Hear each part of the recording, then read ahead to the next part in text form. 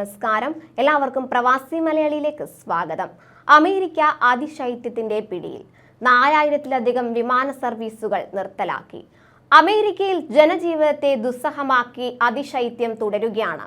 നിരവധി സംസ്ഥാനങ്ങളിൽ 2 അടിയോളം മഞ്ഞ് വീണത് ജനജീവിതത്തെ സാരമായി ബാധിച്ചു കഴിഞ്ഞു. 4000-ലധികം വിമാന സർവീസുകൾ ഇതുവരെ നിർത്തലാക്കിയെന്നാണ് റിപ്പോർട്ടുകൾ. കനത്ത കാറ്റ് കാരണം ലോഗൻ രാജ്യാന്തര വിമാനത്താവളത്തിൽ നിന്നുള്ള വരവും പുറപ്പെടലും എയർലൈനുകൾ റദ്ദാക്കിയിരിക്കുകയാണ്.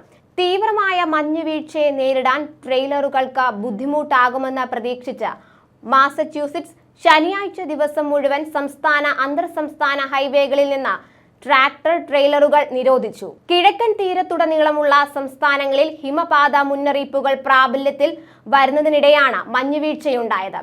വൈറ്റ് ഔട്ട് അവസ്ഥകൾക്കിടയിൽ ചില പ്രദേശങ്ങളിലേക്കുള്ള യാത്ര ഏതാണ്ട് അസാധ്യമാണ് എന്നും വ്യാപകമായ വൈദ്യുതി തകരാറുകൾക്ക് സാധ്യതയുണ്ടെന്നും ദേശീയ കാലാവസ്ഥാ സേവനം മുന്നറിയിപ്പ് നൽകി. ന്യൂയോർക്ക് സിറ്റി മെട്രോപൊളിറ്റൻ ഏരിയയിലും ന്യൂ ഇംഗ്ലണ്ടിന്റെ വിവിധ ഭാഗങ്ങളിലും ശക്തമായ മഞ്ഞും കാറ്റും വീശിയടിച്ചതിനു ശേഷം കിഴക്കൻ മാസച്യൂസെറ്റ്സിൽ ശക്തമായ ശൈത്യകാല കൊടുങ്കാറ്റ് വീശിയടിച്ചു. കിഴക്കൻ തീരത്തിന്റെ വ്യാപകമായ ഭാഗങ്ങളിൽ ഹിമപാത മുന്നറിയിപ്പുണ്ട്. യാത്രാ സാഹചര്യങ്ങൾ മോശമാവുകയും അതിശൈത്യം തുടരുകയും കനത്ത മഞ്ഞുവീഴ്ചയെ തുടർന്നും പ്രദേശത്തുള്ള ആളുകൾ ബുദ്ധിമുട്ടിലാണ്. എന്നാൽ വടക്കുകിഴക്കൻ തീരപ്രദേശങ്ങളിൽ 1 അടിയിലധികം മഞ്ഞും കിഴക്കൻ മാസച്യൂസെറ്റ്സിന്റെ ഭാഗങ്ങളിൽ 2 അടിയിലോ അതിൽ കൂടുതലോ മഞ്ഞ് വീണ് കിടക്കുകയാണ്.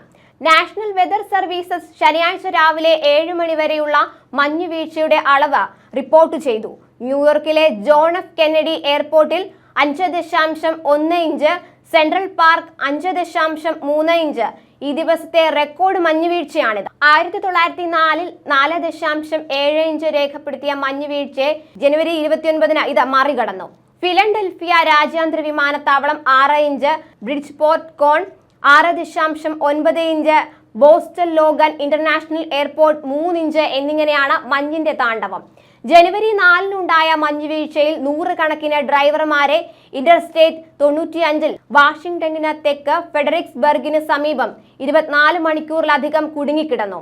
വിർജീനിയയിൽ നിന്നുള്ള ജൂനിയർ US സെനറ്ററും വൈസ് പ്രസിഡന്റ് സ്ഥാനത്തേക്ക് മുൻ ഡെമോക്രാറ്റിക് നോമിനിയുമായ ടീം കെയ്ൻ ഉൾപ്പെടെയുള്ള ട്രക്കർമാരെയും വിദ്യാർത്ഥികളെയും കുടുംബങ്ങളെയും എല്ലാ യാത്രക്കാരും കൊടുങ്കാറ്റിൽ കുടുങ്ങി. ന്യൂയോർക്കിൽ നിന്ന് വാഷിംഗ്ടണിലേക്കുള്ള വിമാനങ്ങളും റെയിൽ സേവനങ്ങളും ആ കൊടുങ്കാറ്റിൽ തടസ്സപ്പെടുകയുണ്ടായി. ഇത് 1/2 ദശലക്ഷത്തിലധികം ഉപഭോക്താക്കൾക്ക് വൈദ്യുതി തടസ്സപ്പെടുന്നതിന് കാരണമായി. കൂടുതൽ പ്രവാസി വാർത്തകൾക്കായി ചാനൽ സബ്സ്ക്രൈബ് ചെയ്യുക.